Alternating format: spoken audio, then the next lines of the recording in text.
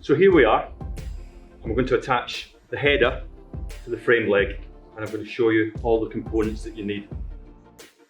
So here's our frame leg, here's our header.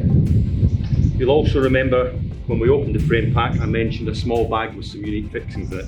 Well, keep hold of this bag because the stuff in it's important. And the first item we need are the 7mm Teck screws. Now, the Teck screws go into the frame here. Started these two off. Now you can see there's two banks of 3 fixings holes. And what are they for?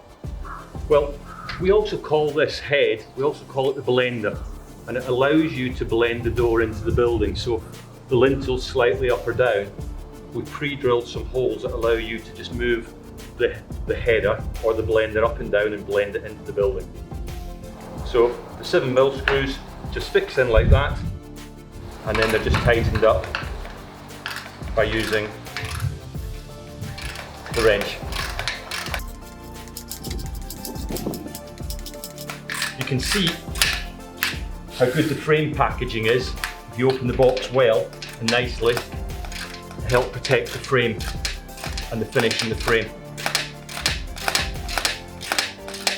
So you can see that goes together really nicely. And then all you would do is move to the other end of the header and attach this frame leg. Now what we've also got is we've got the frame brackets. And for you old timers out there like myself, you'll remember once upon a time we used to use 13mm nuts and bolts in these, and it was a real faff, especially on a cold frosty day. But how good are these? Slot it into the hole, twist it round, and there's your frame bracket fixed. No more than 13mm nuts and bolts. And there's 5 of these on this door. There you go. You can see there's how it sits on the other side, one I did earlier. And the final thing that we'll need for fitting the frame into the opening, the goalposts onto the building, because this is the bit that allows us to attach our garage door to your building, is these 13mm fixings. Now you can see we also provide roll plugs. Of course there's many other brands out there. These are for medium density block work, concrete.